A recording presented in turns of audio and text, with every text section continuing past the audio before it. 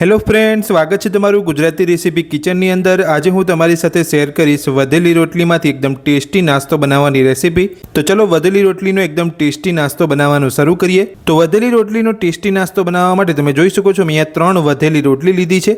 તો સૌથી પહેલાં નાસ્તો બનાવવા માટે આપણે વધેલી રોટલીના નાના ટુકડા કરી લઈશું।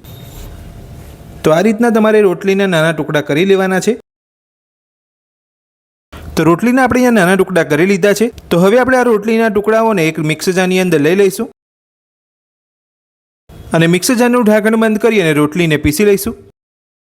તો રોટલીને આપણે અહીંયા પીસી લીધી છે। તો હવે આપણે ચેક કરી લઈશું। તો તમે જોઈ શકો છો આ રીતની તમારે રોટલીને પીસવાની છે। એકદમ ઝીણો પાવડર તમારે નથી કરવાનો। તો રોટલીને પીસી લીધા પછી હવે આપણે એક પેનની અંદર 1 ચમચી તેલ ગરમ કરીશું। તો તેલ આપણું ગરમ થઈ ગયું છે। તો હવે આપણે પેનની અંદર 2 ચમચી જેટલા સિંગદાણાને ફ્રાય કરી લઈશું।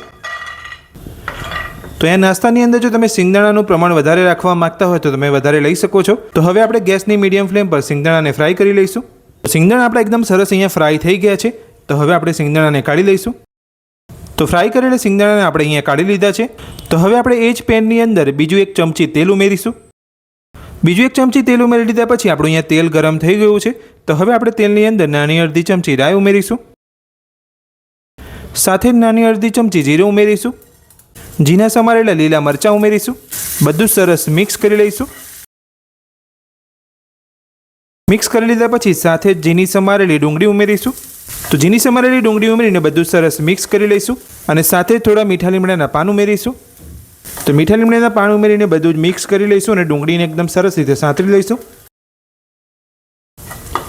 તો તમે જોઈ શકો છો ડુંગળી એકદમ સરસ આપણી અહીંયા સતળાઈ ગઈ છે। તો હવે આપણે પેનની અંદર સ્વાદ પ્રમાણે મીઠું ઉમેરીશું। સાથે જ નાની અડધી ચમચી હળદર પાવડર ઉમેરીશું। નાની અડધી ચમચી લાલ મરચું ઉમેરીશું અને સાથે જ ફ્રાય કરેલા સિંગદાણા ઉમેરી લઈશું। બધું સરસ મિક્સ કરી લઈશું। તો બધું જ આપણે મિક્સ કરી લીધું છે। તો હવે આપણે મિક્સર જારની અંદર પીસેલી રોટલીને ઉમેરી લઈશું। પીસેલી રોટલી ઉમેરી લીધા પછી મસાલા સાથે એકદમ સરસ રીતે મિક્સ કરી લઈશું। તો પીસેલી રોટલી ઉમેરીને આપણે અહીંયા બધું સરસ મિક્સ કરી લીધું છે। તો હવે આપણે અડધા લીંબુનો રસ ઉમેરીશું। લીંબુનો રસ ઉમેરીને બધું સરસ મિક્સ કરી લઈશું। લીંબુનો રસ ઉમેરીને મિક્સ કરી લીધા પછી અડધી ચમચી દળેલી ખાંડ ઉમેરીશું। ખાંડ ઉમેરીને બધું સરસ મિક્સ કરી લઈશું અને ગેસને બંધ કરી દઈશું।